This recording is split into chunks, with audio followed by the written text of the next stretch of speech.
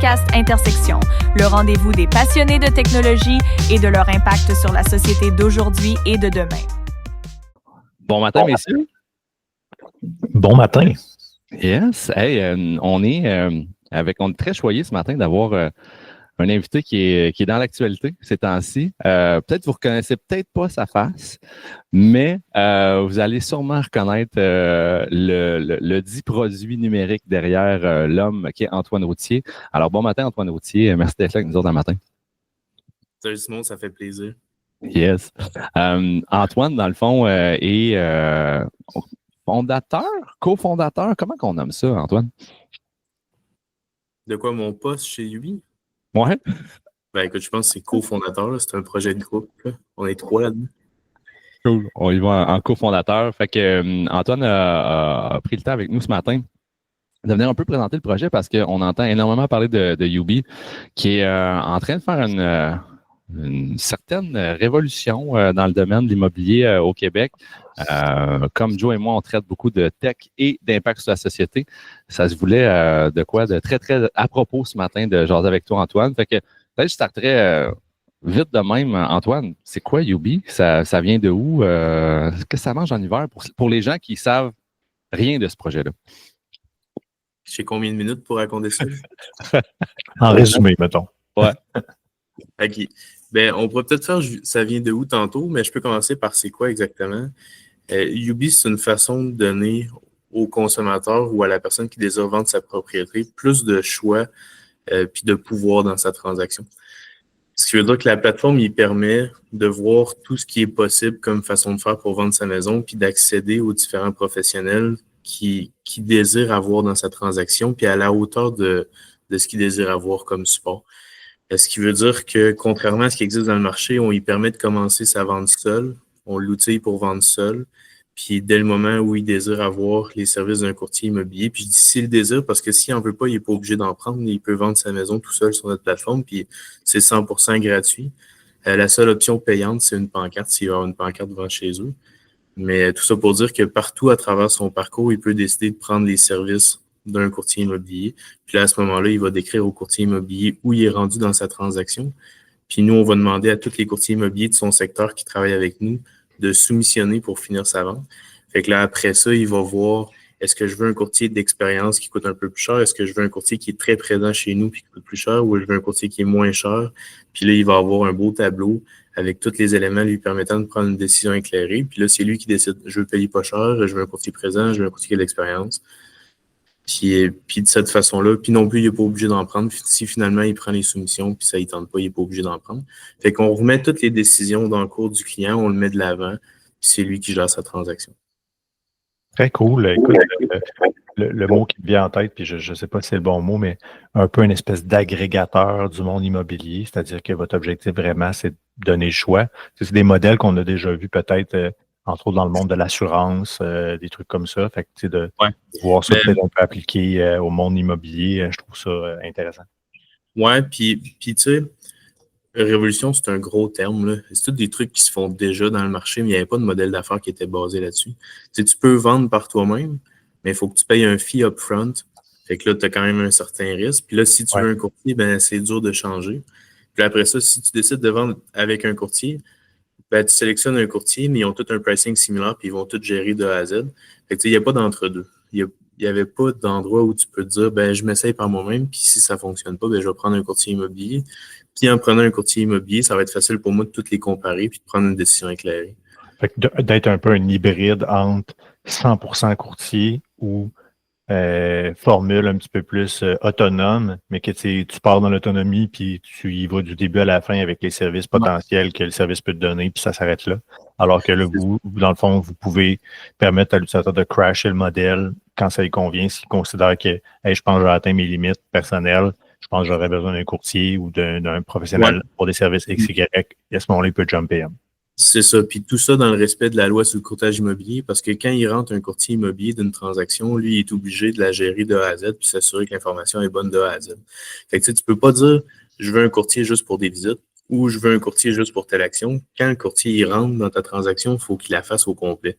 Cependant, s'il y a déjà des tâches à valeur ajoutée qui ont été abattues, comme une évaluation professionnelle, des photos professionnelles, des trucs comme ça, puis si tu es plus près de la clôture d'une vente, ben là, le courtier immobilier est en mesure de te charger moins cher parce qu'il y a moins de risques à prendre. Puis son argent est plus proche.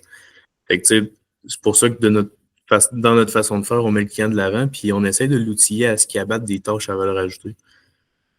Super intéressant. Puis, peut-être que tu vas pas pouvoir me répondre, puis c'est correct, mais est-ce qu'éventuellement, il va y avoir un genre de système de rating, tu sais, qui fait en sorte que, tu sais, dans le projet, je suis capable de choisir mon courtier en fonction des expériences que je vois que les autres ont vécues avec?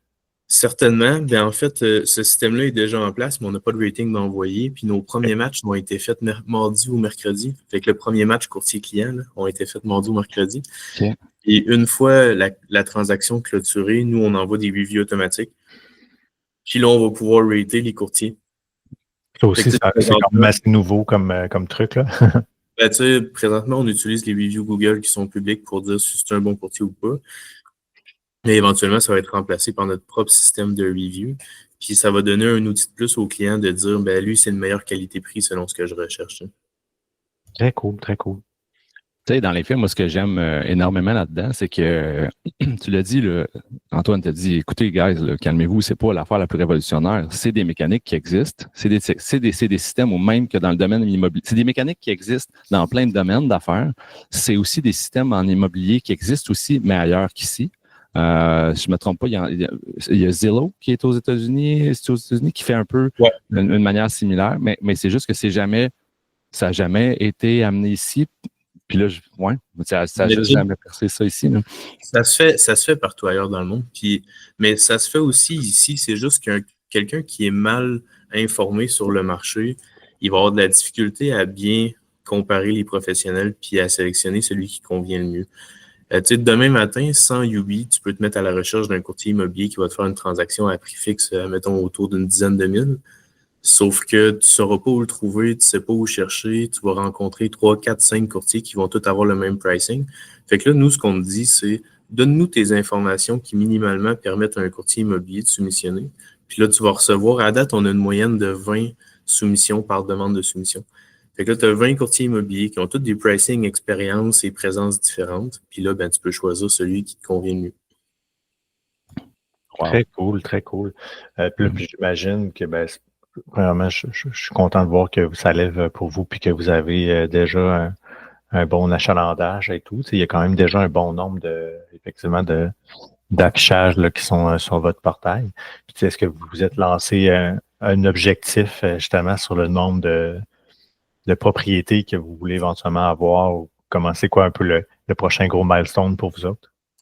Ben, c'est un shot in the dark, mais de notre côté, l'objectif, c'est d'aller chercher je vous dirais minimalement 10% des parts de marché pour dire OK, on est implanté. Puis après ça, les objectifs vont être à redéfinir, là, mais présentement, c'est d'aller chercher autour de, je dirais, 8 à 10 000 listings qui sont sur notre plateforme. Quand même. Puis ça passe, puis je backtrack un peu sur ce que vous disiez tantôt, ça passe, je pense, par... tu as dit, tu sais, les gens peuvent le faire présentement sans Yubi, mais tu sais, je sens qu'au Québec, il y a comme une éducation à faire sur, il existe un autre monde que soit direct un courtier immobilier où tu t'arranges tout seul avec du proprio. C'est comme les deux tracks, mais vous offrez, genre, il y a des nuances de gris là, entre le blanc et le noir, là, tu sais. Mais les gens sont pas habitués. Je prends même, tu dis, tu es laissé à toi-même avec du proprio, mais tu sais, du proprio, ils font une super de belle job, puis ils vont accompagner le client dans sa transaction, mais tu sais, il n'y a pas tout le monde qui a besoin d'accompagnement. Fait que tu sais, ils vont vendre des kits à 2000 $, incluant des heures de notaire, un coach d'affichage, des photos, puis tout ça, mais nous autres, ce qu'on dit, c'est que si tu n'en as pas besoin de photos professionnelles, pourquoi tu vas payer pour en avoir? Puis si tu n'as pas besoin de coaching, pourquoi tu vas payer pour en avoir? Fait que tu sais, quelqu'un qui est 100% autonome, là, qui a fait plusieurs transactions dans sa vie, ben, il peut venir chez nous puis faire toute sa transaction gratuitement. Ben, lui, c'était pas notre client. Il a utilisé la plateforme, tant mieux, puis il n'a pas eu besoin de support.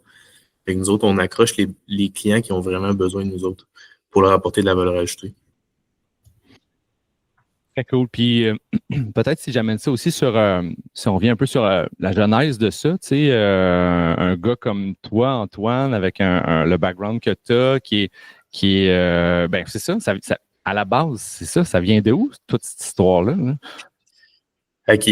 Ben, ce chemin-là est un peu plus long. Moi, de base, j'ai une formation en génie industriel, puis j'ai accompagné des manufacturiers québécois à s'exporter, surtout par le commerce électronique, puis je m'assurais de voir avec eux que leur chaîne de distribution était optimale, autant de distribution que d'approvisionnement. Puis, ben, je me suis surtout spécialisé chez les manufacturiers qui testaient des marchés. Fait qu'eux, ils vendaient au commerce électronique dans des nouveaux marchés, puis ça leur permet d'aller voir comment ce marché-là réagit à mon produit. Est-ce que j'ai eu des bugs d'emballage, d'enjeux légaux, ou ça a été quoi mes ports de marché, puis tout ça pour dire que moi, j'étais bon pour les aider à vendre à l'international puis à optimiser leur chaîne de distribution, mais ce qui avait de la valeur pour mes clients, c'était surtout le data qu'on pouvait sortir de les ventes qu'ils avaient fait avec moi. Fait que j'ai été obligé de développer une petite équipe à l'interne qui connaissait bien la donnée. Puis j'étais allé chercher des gars qui ont fait de la gestion massive de données, de l'intelligence artificielle, puis tout ce qui vient avec. Puis, on a commencé à prendre cette expertise-là pour appliquer l'IA à plein de petits trucs comme de la gestion de documents, de l'automatisation de flux, puis du reporting avec des business insights. Puis, ben, je m'amusais bien avec ça. Puis, éventuellement, j'avais levé ma propre boîte de... Ben, Simon a tout vu ce parcours-là, là, entre autres. Là. Ça fait quelques années que Simon se connaît. Mais puis du jour au lendemain, je travaillais à mon compte dans ma propre boîte avec quelques gars pour faire ce type de mandat-là. Puis une de mes amies qui est courtière immobilière, puis elle me dit, moi j'ai un projet dans le monde de l'immobilier, mais j'ai jamais levé de cash, j'ai jamais eu d'équipe, j'ai jamais eu d'incorporation, je sais pas comment faire. Fait que là, je me dis, ben pas de trouble, moi j'ai plein de temps, fait qu'on va faire ce projet-là ensemble. Déjà là, t'es chanceux de dire j'ai plein de temps. Ben, plein de temps était que je travaillais juste un temps plein à ce moment-là. puis tout ça pour dire qu'on a monté un projet dans lequel on générait des leads pour des courtiers immobiliers.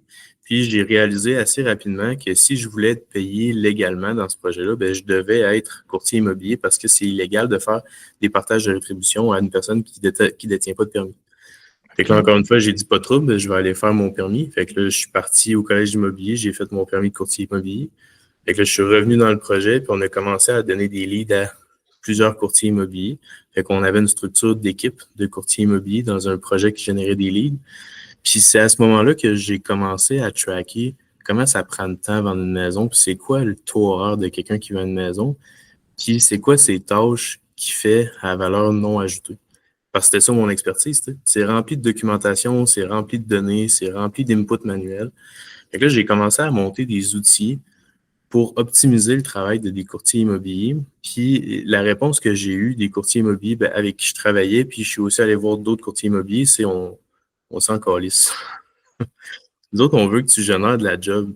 Ces trucs-là de saisie manuelle ou l'optimisation de comment on travaille, ça change pas grand-chose à ma vie. Moi, je veux que tu génères des maisons à vendre.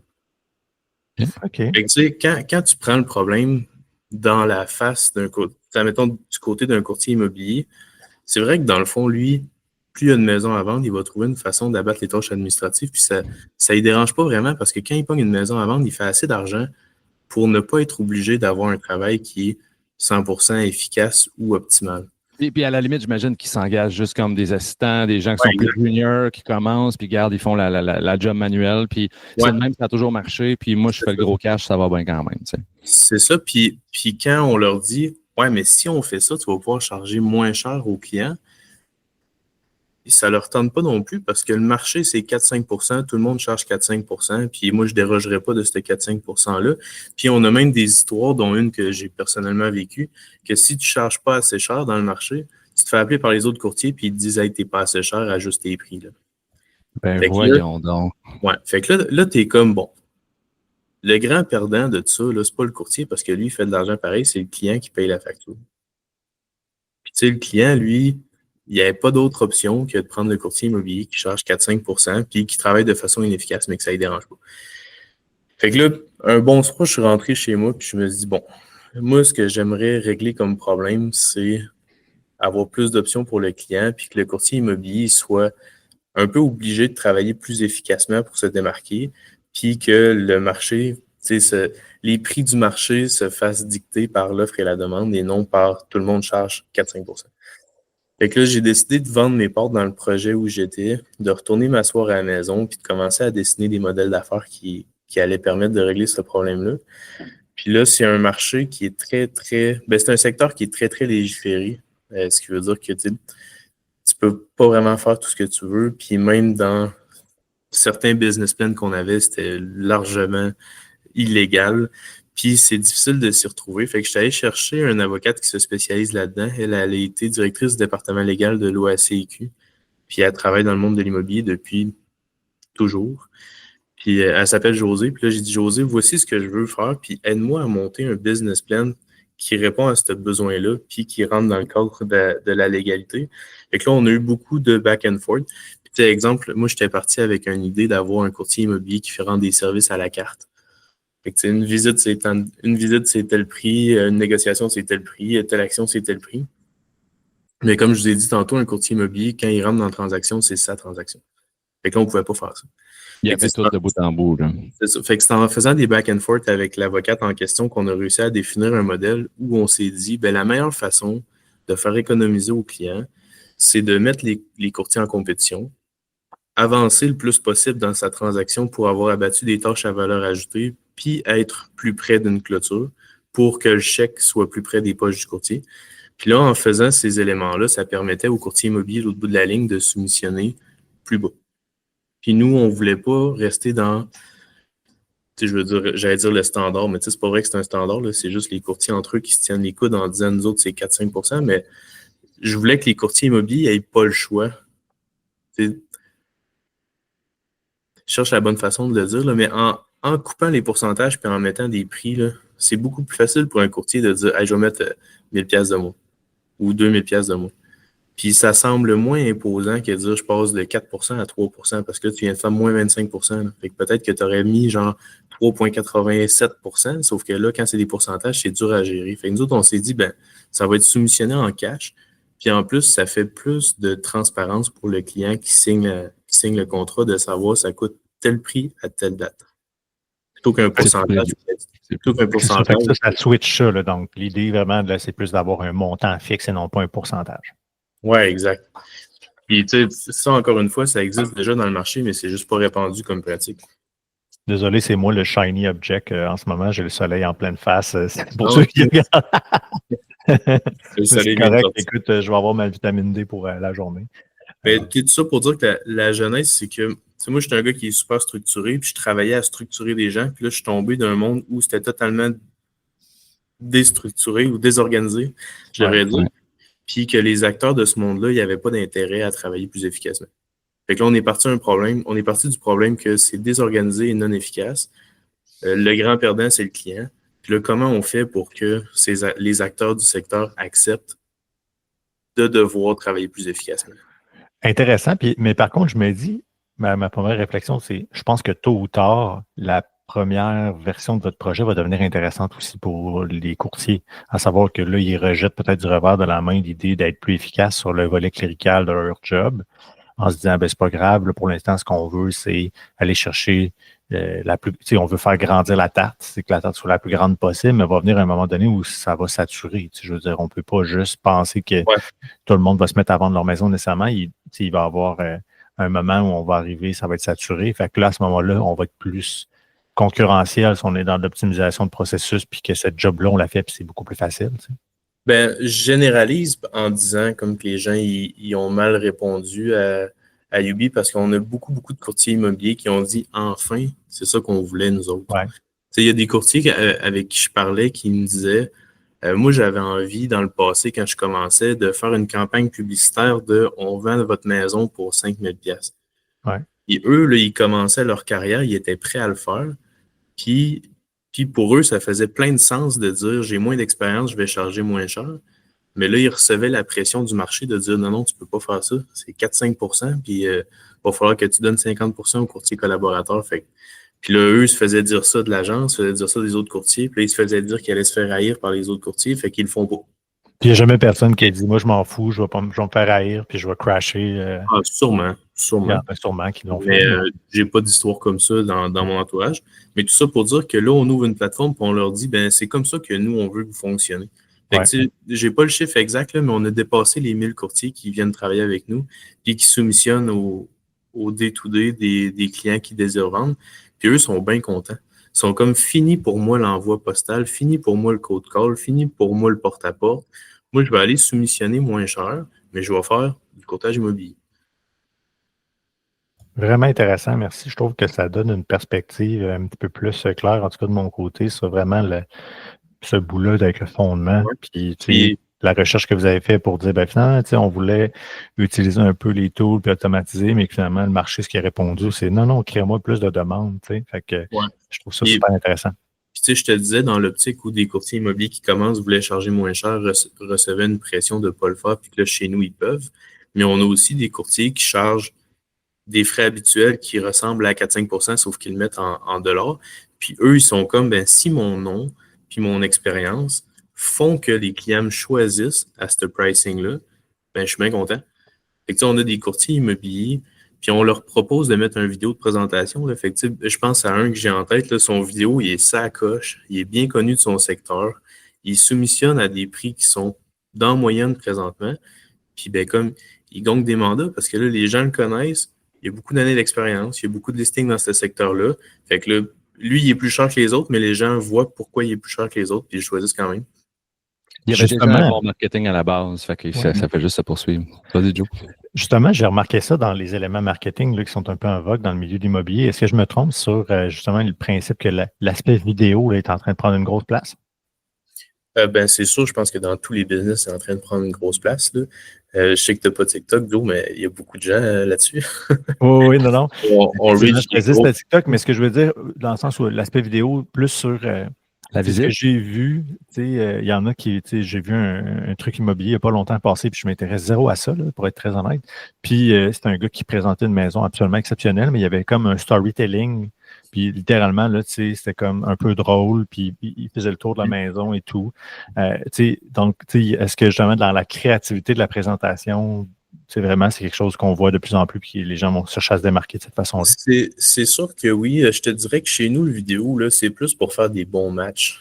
Parce que, tu sais, le courtier que j'ai en tête, dont je te parle, là, lui, il a une vidéo comme en nature, plus sportif. C'est un genre de courtier immobilier plus terre à terre, d'action, mais quelqu'un qui cherche un courtier immobilier veston-cravate qui débarque en Mercedes, ben ça viendra pas le chercher. Sauf que si ce client-là t'est tombé chez le courtier qui est sportif actif, peut-être ça aurait été un mauvais match de personnalité. Fait que là, tu sais, on s'assure, en donnant le plus d'infos comme ça au client, qu'il va choisir le courtier avec qui c'est un bon match. Puis, tu sais, admettons, le client, il choisit un courtier immobilier qui coûte pas cher. Ben, le courtier immobilier qui coûte pas cher, il sait qu'il est pas cher, puis probablement qu'il donne un service pas cher. Mais là, tu as un gars qui charge pas cher avec un gars qui veut payer pas cher, c'est un bon match. Mais si le gars qui veut payer pas cher prend un courtier dans le modèle traditionnel à 4-5 %, ben, ça va être un très mauvais client parce qu'il va tout le temps être fâché. Après ça, un client qui dit, ben moi, je veux lui qui est très présent, qui a un bon marketing, qui a beaucoup d'années d'expérience, puis je suis prêt à payer pour ça. Et là, quand tu es mis en relation ensemble, c'est un bon match parce que là, il est prêt à payer pour ton expérience. Fait que le client est content, le courtier est content. Peu importe que le client ait choisi un courtier qui coûte cher ou un courtier qui coûte pas cher. C'est un bon match. T'sais. Fait que la vidéo sert à ça. Que le courtier puisse dire voici comment je travaille, voici qui je suis, voici ce que j'offre. Puis si ça convient au client, ben, c'est un bon match. Très cool. Merci. Très cool. Je veux respecter ton temps aussi, Antoine, qui est un gars bien occupé en ce moment avec toute cette grosse plateforme-là, mais peut-être avant de se quitter, ça fait jaser. J'ai encore un peu de temps devant moi, j'aurais peut-être 20 minutes. OK, parfait. Ça fait quand même jaser tout ça. Là, pour ceux qui nous écoutent en vidéo, ils ont peut-être vu que le screensaver de la TV derrière, pendant un instant, il y avait marqué Groupe Abatiello derrière. Donc, on s'entend que, parce qu'il switch un petit peu, fait que, on s'entend que tu es bien entouré par rapport à ce projet-là. Puis c'est un projet qui fait énormément jaser de par sa nature. J'ai toujours de la misère à le traduire en français, là, mais disruptive, là, donc qui déconstruit un peu les standards habituels. On se place où par rapport à cette situation-là? Ou est-ce que là, tu as des géants, ou du moins des gens qui sont des corporations, des entités dans l'immobilier au Québec qui sont extrêmement bien assises sur leur position depuis des années, puis qui voit la petite start-up, oui, qui est backée par l'Empire de la pizza au Québec, mais tu sais, Comment qu'ils voient ça? Là? Vous êtes quand même au début, à la genèse, mais ça fait du bruit. J'aimerais ça voir peut-être ta perspective à l'intérieur, là, comment ça se passe là, en ce moment. Écoute, je te dirais que c'est comme un chaos contrôlé. On le savait que ça allait brasser. On savait dans quoi on s'enlignait. Puis, quand je te dis, on a validé les modèles d'affaires, puis on a fait plusieurs itérations pour s'assurer que ce qu'on faisait allait être légal. Moi, j'ai aussi sorti toute la jurisprudence qui touche des startups et ces entités-là depuis à peu près, comme 2000. L'an 2000, tout ce qui s'est passé à l'an 2000 à aujourd'hui, puis je checkais c'est quoi les idées de start-up qui se sont ramassées devant un juge contre Centris, la PCQ, du Proprio ou l'OACQ. Puis on regardait c'était quoi les éléments sur lesquels ils se sont fait attaquer ou reprocher, puis qu'est-ce qui a fait qu'ils ont survécu ou qui n'ont pas survécu. Puis pour dire, ils ont tous pas survécu. Fait que là, on avait un bon défi devant nous.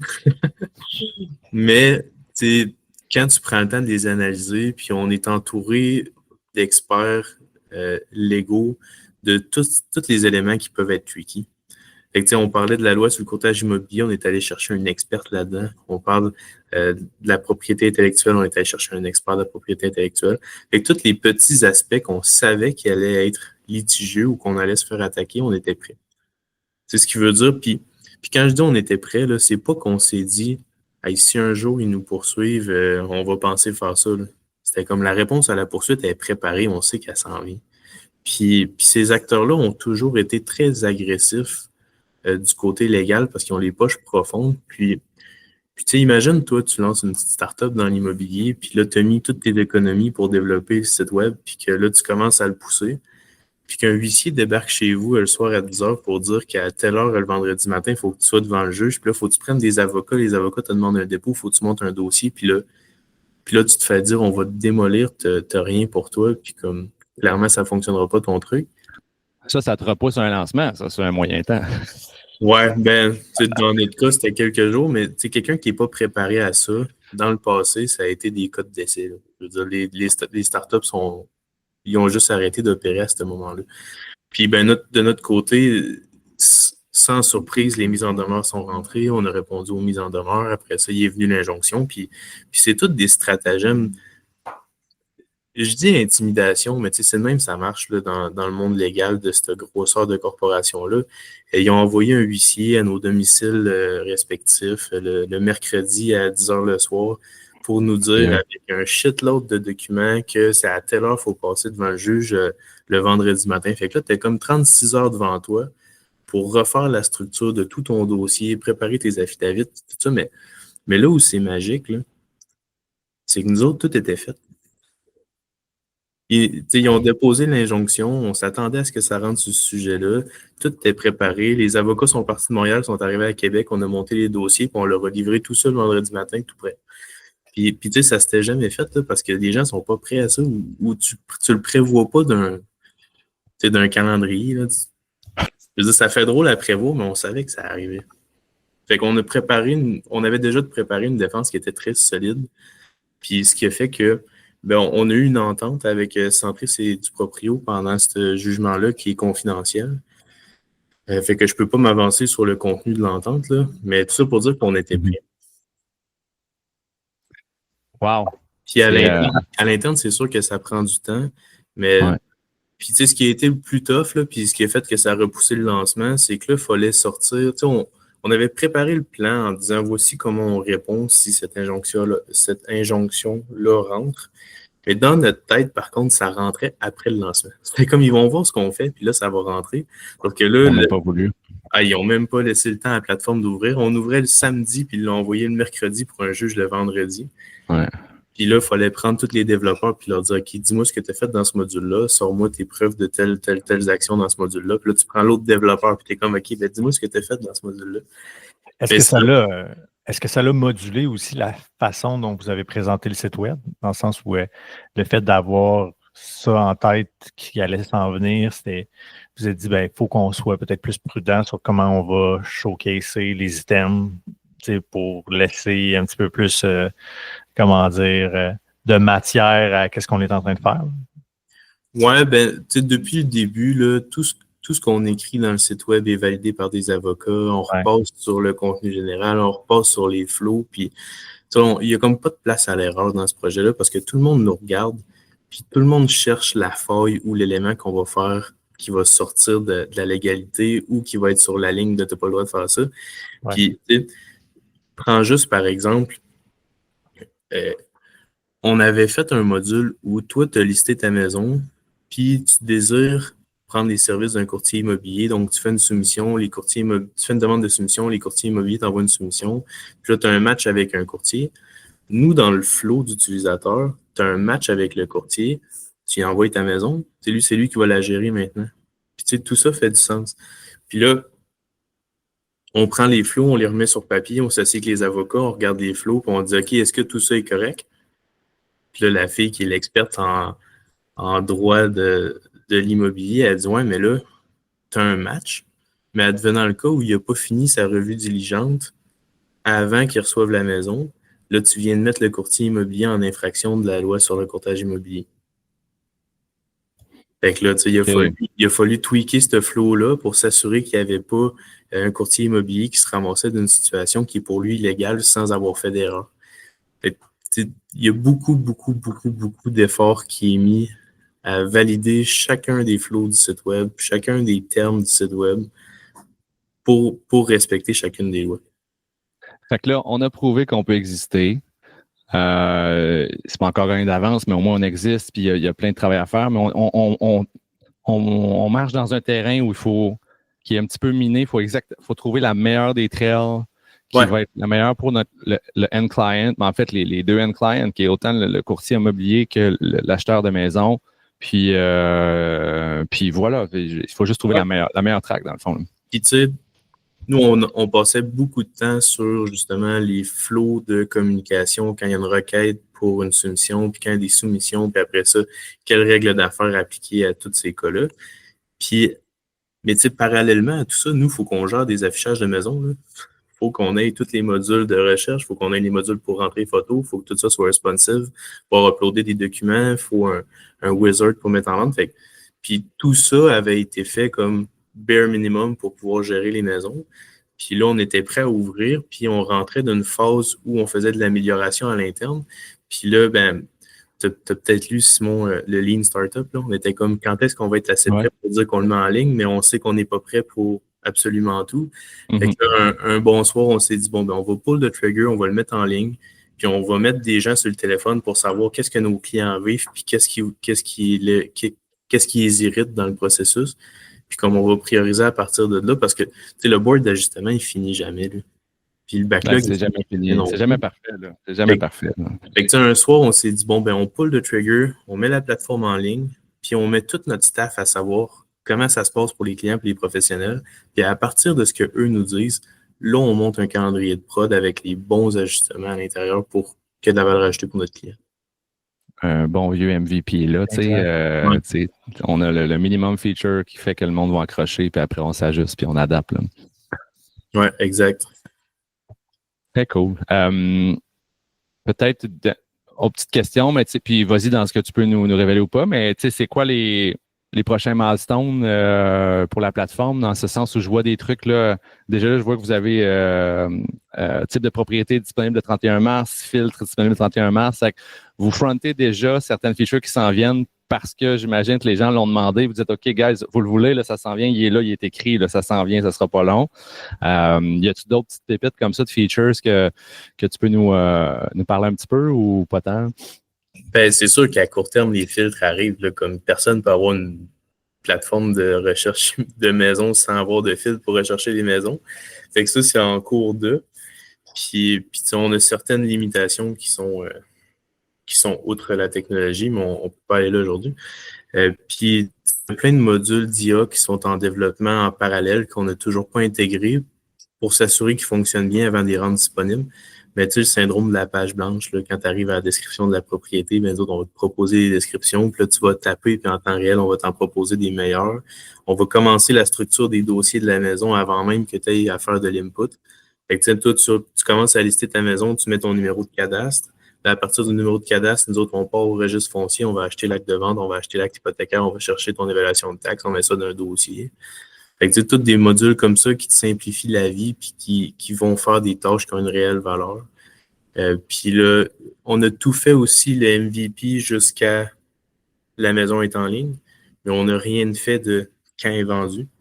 Fait que, tu sais, il nous reste à faire le module, tu sais, j'ai vendu, après ça, des outils pour t'aider à gérer la partie entre, admettons, j'ai accepté une promesse d'achat, il y a quoi à l'intérieur, puis c'est quoi les délais qu'il y a à l'intérieur. Ben, tu sais, on veut un outil qui t'aide à déposer tes documents, puis qui te fait une ligne du temps de ça doit être fait à telle date, ça doit être fait à telle date, ça doit être fait à telle date.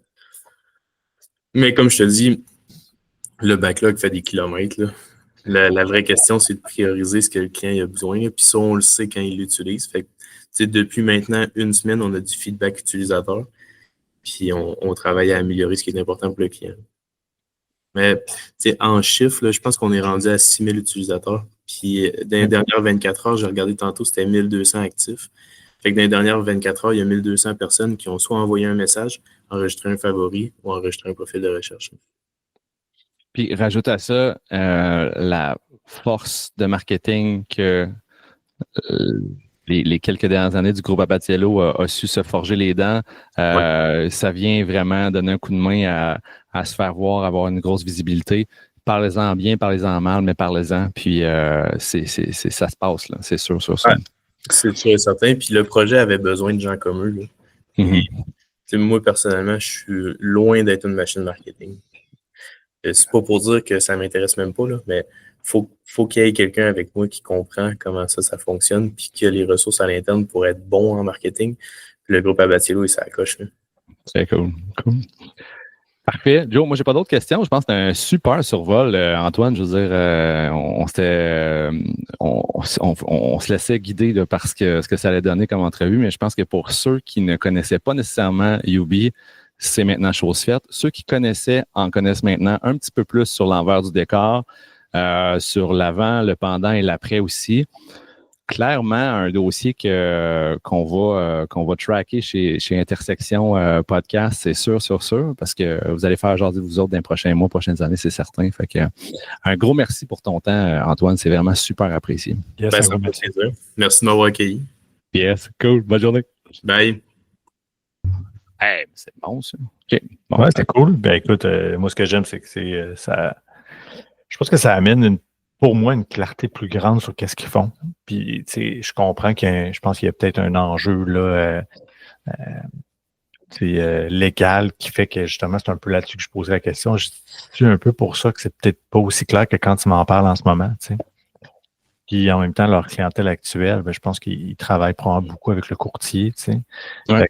C'est pour ça que ça se travaille un petit peu plus en arrière du front-end. Ça se voit plus en arrière ce qu'ils sont en train de faire. Puis tantôt, ben, effectivement, ils vont arriver peut-être plus en surface avec ça. Fait que, intéressant.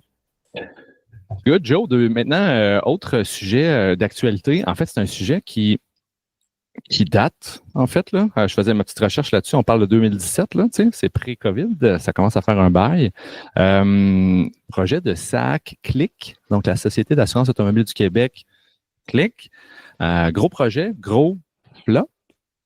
Ouais, ben tu sais, en plus, ça fait longtemps qu'on en parle, même si on en parle officiellement, c'est un projet 2017, mais tu sais, on a toujours fait un petit peu des blagues dans le milieu sur le projet Ça Clique, quand on a su là, qu'il y avait de la controverse au niveau de la valeur de l'argent qui a été investi par le gouvernement dans ce projet-là. Fait que c'est revenu officiellement plus d'actualité, bien que la plateforme ait été lancée, parce qu'on pensait à un certain moment que une fois que le lancement a été fait, puis qu'on a su que, bon, ben effectivement, ça a coûté vraiment trop cher, on était passé à autre chose, puis c'était bien correct, tu sais. Mais ça a pas, c'est pas le cas, parce que dans le fond, ce qui a été essentiellement annoncé, c'était là les gros dépensements de coûts, mais ça peut être intéressant là, de voir, là, comme tu dis, ça a parti en 2017, donc avec une volonté, là, dans le fond, de moderniser tout le volet service, donc toutes finalement les transactions qu'on peut faire à la SAAQ en personne qui nécessitaient là, justement beaucoup de temps, de se rendre, etc. Donc, puis dans tout ce qui était possible, d'essayer de le rendre numérique. Corrige-moi si je me trompe, mais essentiellement, c'était pas mal la portée du projet. Au départ, on parlait d'un projet là, où on était à quelque chose comme 500, 600 millions. Est-ce que je me trompe? Ben écoute, je peux te déballer un peu la petite recherche que j'ai faite qui va nous mettre en contexte, là. Initialement, ça s'appelait Projet CASA. Ouais. 2017. On parle d'un projet de environ 200 systèmes informatiques. Dans le jargon, on parle des legacy systems, donc des systèmes qui sont vieux, là. Ah Qu'il faut oui. comme maintenant ramener à vitesse de croisière dans les années, on est en 2017, là, mais qu'on ramène ça au numérique d'aujourd'hui. Ces systèmes-là, c'est plus de 200 systèmes, certains qui dataient de 1970. C'est old school, là, les amis. Là. Et on parle en tout, au niveau des données, un total de ce qu'on va appeler des points de données, des data points, environ 10 milliards de data points. Là. Fait que, tu sais, je veux dire, calculer ça, là, on est 8 millions au Québec, là, ish, là, tu sais. Mais ça crée de la donnée, cette histoire-là, au niveau de toutes les permis, tout ce qui est entourant l'assurance automobile au Québec. C'est gigantesque. Pour ramener à ton point, au niveau quand ils ont commencé le projet CASA, on parlait d'un projet qui allait coûter 630 millions. Fait que ça, c'était l'enveloppe budgétaire initiale là, à ce moment-là. Puis ben là, s'en est suivi une débandade de quelques années pour finalement un lancement en février 2023. Oui, en 2023. Puis là, ben évidemment, beaucoup d'incompréhension sur le montant d'argent qui a été investi à ce moment-là. Mais tu sais, comme tu le dis, puis tu le précises bien, est-ce que c'est complètement fou avec des systèmes datant de 1970, puis 200 à peu près systèmes qui sont tous différents, que l'enveloppe soit aussi grande? Tu sais, évidemment, je n'ai pas tous les détails techniques, mais on peut s'attendre à ce qu'un projet comme ça coûte excessivement cher à la base parce qu'il faut prendre les 200 endpoints puis les convertir dans un nouveau système. Fait que déjà là, c'est sûr que la facture elle va être quand même assez importante. Mais là où ça blesse, c'est la facture finale. On n'est pas resté là. On a plus que doublé, dans le fond, le montant final. Ce que mes recherches ChatGPT m'ont sorti, c'est qu'on parlait d'1 milliard. Fait que, tu sais, 630 millions à 1 milliard, c'est peut-être plus dans les fonds, là. Reste que c'est, l'explosion des coûts, 500 millions en surcoût. C'est ça. Ouais, avec des retards. Presque 100% dans le fond du projet en termes de valeur de surcoût. Fait que c'est rendu là, c'est aussi bien dire que ce qui a été pensé initialement. Je veux dire, on était dans le champ complètement, là. Mais complètement. Vraiment. Puis, tu sais, ce qui s'est passé, les grandes lignes, parce que là, je sais qu'il y a un rapport qui est en cours, puis tantôt, tu as dit au départ, tu as dit, on pensait peut-être que, tu sais, ça allait passer sous le silence. Tu sais, OK, on a chié ce projet-là, mais on passe à une autre histoire. Mais non, là, je veux dire, là, je pense qu'au niveau de l'informatique au Québec, c'est pas la première fois qu'il y a certains fiascos au niveau du développement, mais celui-là va peut-être être celui qu'on va, j'espère, le plus investiguer pour se remettre sur le droit chemin pour les futurs aussi. Mais dans les problématiques de ce projet-là, ce que je lisais à ce niveau-là, c'est la préparation de projet, tout ce qui est la gestion de projet, ça a été carrément bâclé. On parle de les tests finaux. On était rendu à peu près à 94% de tests, mais le dernier 6%, il était vital quand même. Là. Fait que quand même bien qu'on a fait des tests à la fin, il y en a un bout qu'on a juste comme il faut juste qu'on sorte, on sort ça, cette histoire-là, puis that's all. Et aussi, bon, on l'a mentionné un petit peu, l'explosion de coûts, mais ultimement, c'était peut-être vraiment plus complexe que ce que c'était prévu. Là, l'évaluation initiale, je serais curieux de voir comment ça a été fait, puis à quel point clairement, il n'était pas on point. Là. C'était pas précis comme histoire, là, vraiment pas au niveau de l'évaluation initiale. C'était plus complexe. Mettons, on joue au gérant d'estrade, là, OK? Moi, ce qui me fascine là-dedans, c'est effectivement, tu l'as dit, il y a 200 endpoints. Où la nécessité de sortir avec les 200 endpoints convertis jour 1? T'sais? Pourquoi est-ce que qui à un moment donné a pris la décision de se dire « Hey guys, you know what? Quand on lance ça, il faut que 100% des services qu'on a prévus dans le projet soient up and running. » Ouais. Pourquoi est-ce qu'on n'est pas allé en disant « OK, ben on commence avec ces 50 premiers-là, parce qu'ils sont plus intéressants ou justement, ils vont créer moins une charge à la limite sur nos systèmes, puis on relace les autres tranquillement, pas vite, puis on avance comme ça. » Pourquoi est-ce qu'il n'y a pas eu une approche évolutive, ça, je me questionne. Puis c'est sûr que malheureusement, je ne pense pas qu'on ait un jour des réponses à ces questions-là parce que là, on est dans une enquête, dans une commission d'enquête, puis on va uniquement s'attarder à l'aspect financier et tout. Mais d'un point de vue project management, si on peut dire, moi, j'ai un paquet de questions. Là, je serais vraiment. Je ne comprends pas comment on peut dire, hey, nous, on n'est pas réputé pour être nécessairement des organisations, les ministères, pour faire des gros success stories sur de la transformation numérique. Fait qu'on s'est dit, on va prendre 100% de notre service et on va le transformer one shot.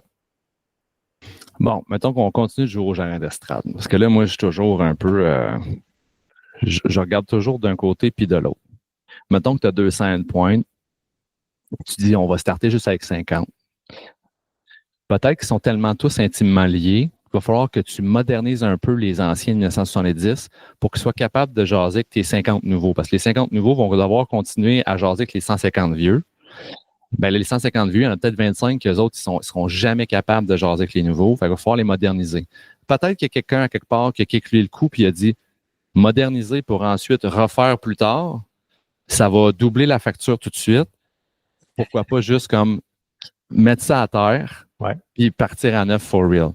Là, ça, c'est moi qui j'essaie de voir les deux possibilités. Ça, c'est l'autre question, c'est est-ce que ça a été parti à neuf for real ou est-ce qu'actuellement, on vit uniquement sur du spaghetti, dans le sens où, pour moi, du spaghetti, c'est on a voulu rendre un service disponible avec des langages modernes, mais qu'en arrière, dans le fond, les ficelles sont attachées avec les vieux systèmes encore. C'est possible, c'est très possible. Ça aussi, c'est une question que je serais curieux de savoir, c'est est-ce qu'on est dans une transformation complète où vraiment, là, on a migré des systèmes puis on a un stack techno qui est à jour, ou on est encore branché sur nos vieilles affaires puis qu'on a juste créé des ponts puis qu'on est sujet à ce que éventuellement il va falloir encore investir là-dedans, tu sais. Parce que je sais qu'au niveau de ces organisations-là, souvent, on va protéger énormément le legacy puis les vieilles infrastructures parce qu'on ne veut pas les changer, on ne veut pas leur toucher. T'sais. Fait que ça, j'ai malheureusement pas l'information non plus, mais je serais très curieux de savoir qu'est-ce qui a été fait concrètement. Puis, je vais faire du pouce sur ce que tu as dit. Je trouve ça parfait parce que tu fais un peu l'autre côté de la médaille. Oui, c'est ça. Mais encore là, mettons, d'un point de vue de déploiement maintenant. OK, parfait, on lance les services, etc. Les gens peuvent aller en ligne. Est-ce qu'on aurait pu aussi, au déploiement, faire quelque chose de progressif en termes de, telle branche d'utilisateurs ont la possibilité de venir, dans un premier temps, essayer les services? Parce que, on est dans du saisonnier quand on parle de la SAQ majoritairement. Des gens qui vont remiser, plaquer des véhicules, etc. Donc, est-ce qu'on aurait pu dire, on va donner un accès préouverture à un certain nombre d'utilisateurs pour qu'ils viennent tester nos systèmes, tester nos infras, de façon à ce que, on a déjà une machine qui roule pour le reste, donc continuons. Puis tranquillement, pas vite, on amène petit à petit nos utilisateurs à migrer 100% sur le service quand on voit que ça tient. T'sais. Ça aussi, encore une fois, c'est gérant d'estrade, mais ça reste que, il me semble que c'est une pratique qui est courante là, dans la vie. Souvent, on va relacer en se disant, on va y aller progressivement pour être sûr qu'on ne se ramasse pas avec 100% de nos utilisateurs qui se retrouvent dans le trouble. On ne sera pas, c'est ça, comme tu dis, je ne sais pas à quel point on va le savoir un jour exactement comment ça s'est passé. Je ne veux pas bâcher sur les grosses corporations, parce que je ne me trompe pas, c'est LGS qui était derrière ça. Moi, je vais le faire un petit peu, si tu permets. Ouais. Mais parce qu'il faut savoir qu'on vient d'un milieu de développement numérique puis de plus petites agences un peu, ou du moins des agences à taille humaine qui sont capables d'avoir le couteau dans les dents puis disrupter un peu le market avec une plus petite équipe. Là, des LGS de ce monde, des CGI de ce monde, c'est des behemoths, là, et ça amène. Dans le milieu, il y a un nom pour ça, on appelle ça des 3 lettres. Oui. Right? Exact, t'as raison. Et je vais aller plus loin. Je veux dire, tout le monde qui travaille dans le milieu du développement technologique ou numérique savent que les 3 lettres, c'est une industrie, c'est une classe à part dans le monde du développement. C'est-à-dire que, à quelque part, c'est une industrie qui joue, qui comprend la game, dans le fond, de l'appel d'offres gouvernemental, puis qui a instrumentalisé chirurgicalement la façon d'aller chercher ces mandats-là. depuis des années et des années, au point où c'est devenu complètement une perte d'intérêt complet pour les petits joueurs d'essayer d'aller chercher ce genre de mandat-là.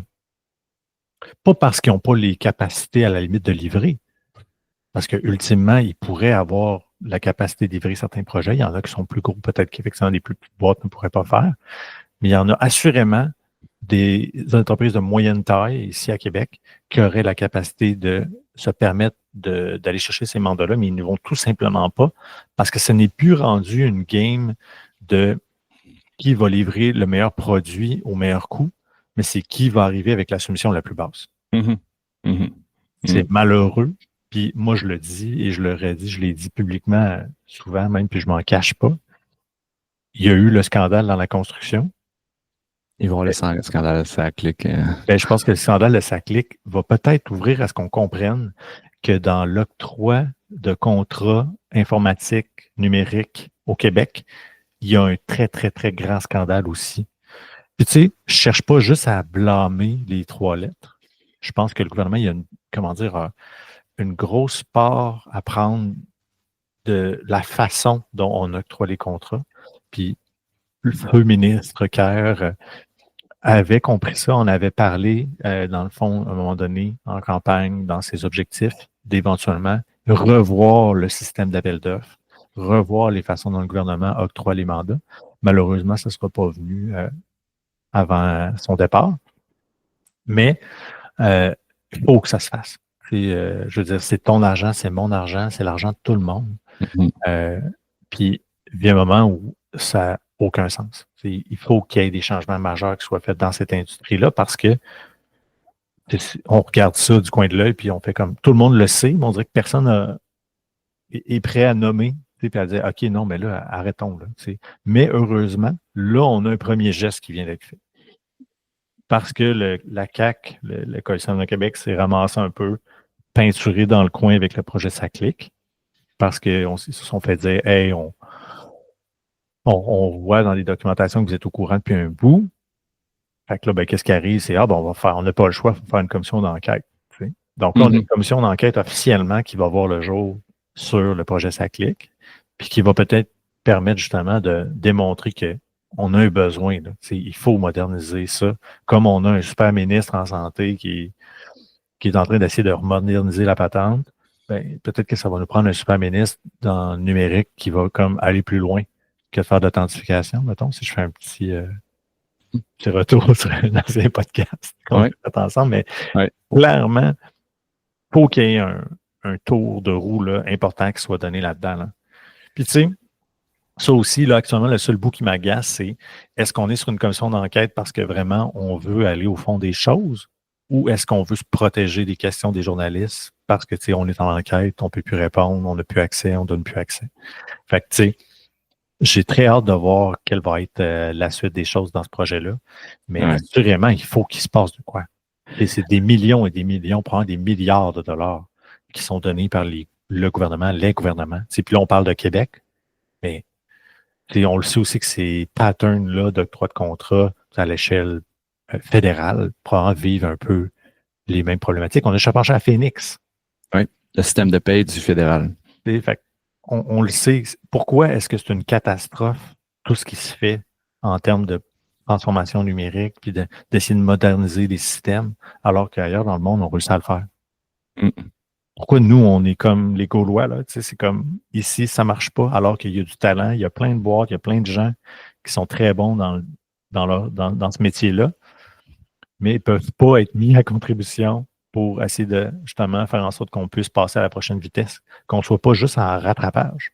Parce que j'ai comme l'impression qu'au Québec, au Canada, ici, on a bien beau, on en parlait souvent, on s'est dit, nous, on parle de tel truc, on est en train de juste dire, hey, ben, on va faire des formulaires avec nos services. Ah oui, cool. Mais tu regardes les autres gouvernements, tu regardes un peu ailleurs, ils sont déjà rendus là. Ils sont déjà une étape. On parle d'IA ici sur le bout des lèvres, là. On dit, OK, ben, on va commencer à mettre des politiques pour que notre staff à l'interne puisse commencer à l'utiliser. Mais non, mais il faut aller plus loin que ça. Il faut let's go. On est souvent dans la lenteur un petit peu. Ça aussi, si tu me permets, dernière petite montée de lait. ce qui m'attriste, puis ça, c'est pas un élément que personne ne pouvait prendre en considération, mais tout ce qui a été fait par rapport à SACLIC a été fait pré-AI. C'est vrai, ça. On C'est n'est vrai. pas chanceux. Non, mais tu sais, quand tu y penses, là, tu en as parlé, là, près de Ouais. 10 milliards de données. Ouais. C'est l'enjeu actuel, massivement, ça doit être de gérer ces données-là, d'être capable de fournir des réponses, etc. Ouais. Là, on a tout ça a été développé avant que les Arrive, soit arrivent. démocratisé. Fait que Ouais. je serais curieux de voir aujourd'hui quelqu'un qui regarde ces specs-là, qui fait comme ouais, ben ça, on peut faire ça avec les AI maintenant, puis ça va réduire considérablement la tâche, etc., etc. Fait que je pense qu'en plus, ce qui a été fait, malheureusement, là, en 2025, pourrait être grandement amélioré ou grandement Mis à jour. Là, mis à jour juste avec l'input de l'AI. C'est un giga bon point. Là. En 2017, ChatGPT n'est pas sorti encore. La démocratisation de tout ça n'est pas là. Le hype n'est pas là. Fait que demain matin, quelqu'un qui veut refaire ça, on efface les 5 dernières années, là, puis on repart jour zéro là, avec les technologies d'aujourd'hui, à quoi ça pourrait ressembler. Très bonne question à ce niveau-là. Ouais.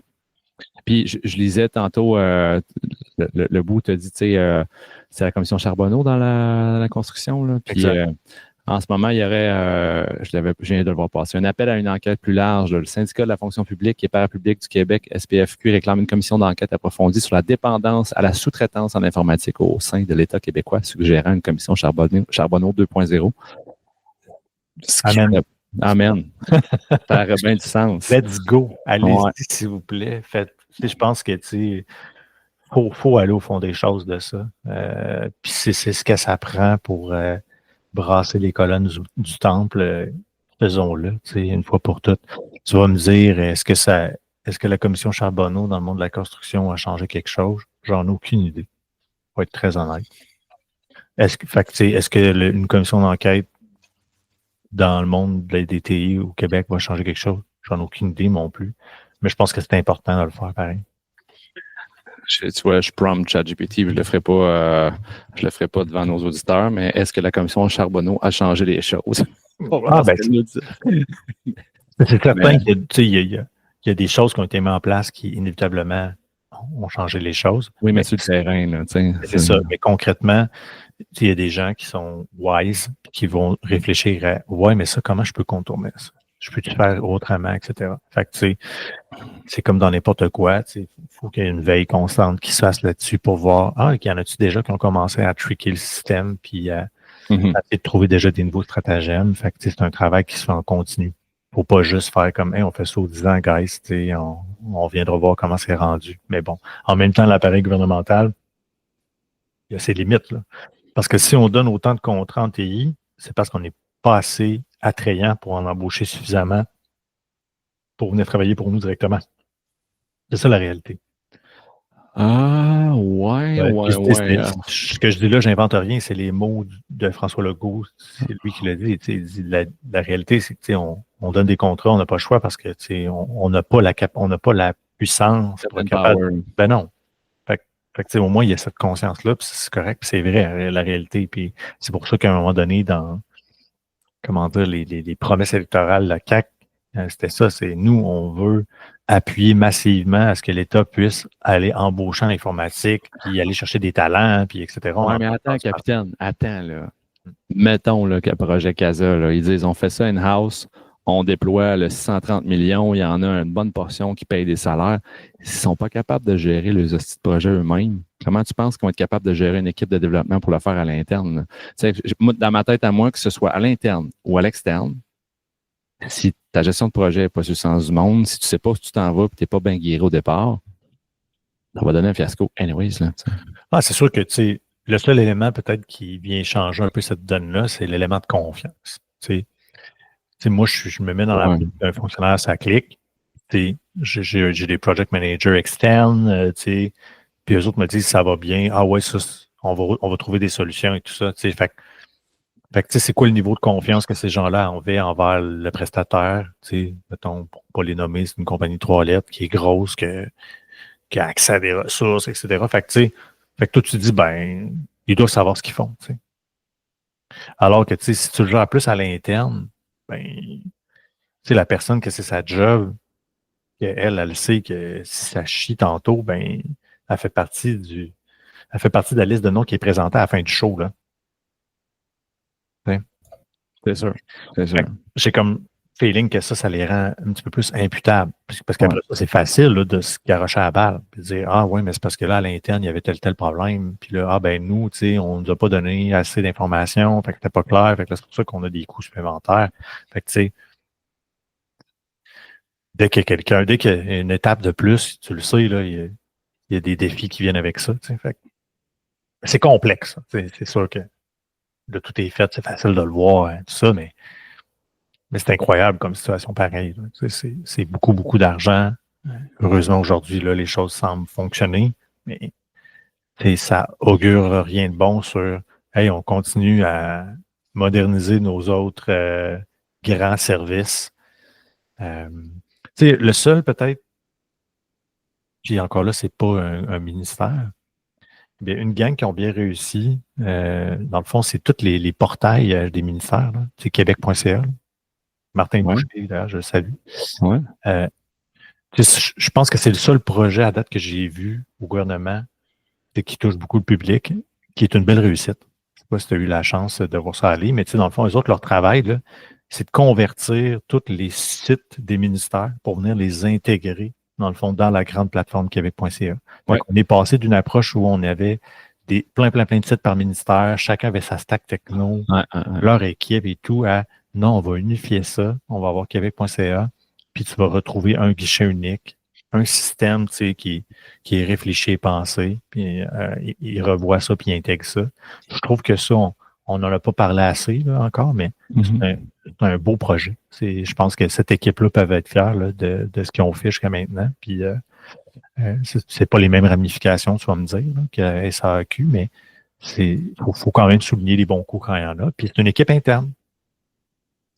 Oui, mais c'est quand même un projet d'envergure aussi. Là. Je veux dire, j'ai pas les chiffres devant moi, mais c'est quand même, c'est pas de la petite job là, de rapatrier tous ces sites-là en un, puis c'est tout plein de ministères qui ont toute leur manière d'affaires. Fait que non, c'est un bon point. Ils ont commencé avec un certain nombre de ministères au début. Ils n'ont pas dit hey, on va tout embriquer tout le monde. Ils ont commencé tranquillement, un certain nombre de clients internes. Puis tranquillement, pas vite, ben, quand les autres ont vu qu'ils avaient fait une bonne job, parce qu'il y avait assurément de la friction à l'interne. Il y a sûrement des ministères qui ne voulaient pas lâcher prise nécessairement sur leur propre infra parce qu'ils disaient on n'est pas sûr. Ben, ils ont vu qu'ils ont fait un bon travail. Fait qu'après ça leur a pavé le chemin à dire OK, ben, on serait peut-être rendu là, on va embarquer dans votre affaire. Tu sais. Fait que tranquillement, pas vite, ben, ils ont réussi à faire leur place puis à démontrer qu'ils étaient crédibles puis que ce qu'ils ont produit était chouette. Fait que moi là-dessus, d'un côté, même si je peux chialer, de ce côté-là, je les salue. Je trouve que ça a été un très beau travail. Il y a moyen de faire quelque chose qui fonctionne bien. Oui. Parfait. Ben écoute, on continue à garder les yeux là-dessus parce que clairement que la commission d'enquête est encore en cours. Fait que c'est sûr qu'on va en entendre parler. Fait qu'on va pouvoir vous donner un peu les dénouements de tout ça là, dans les prochains mois. Oui, totalement. On va essayer de faire peut-être un petit coucou sur des updates là-dessus, sur ce qui se passe ou comment ça évolue pour voir effectivement c'est quoi la tournure. Puis on se souhaite là, qu'on puisse peut-être ressortir de là avec des changements puis que ça soit positif pour tout le monde. Absolument. Cool. Ben, merci Joe. Je pense que ça fait un bon tour de roue de SAC-Clic qu'on vous tient au courant. Puis merci aux auditeurs fidèles d'être toujours là. Puis on se revoit dans un prochain épisode de Super. À bientôt. Yes. Salut.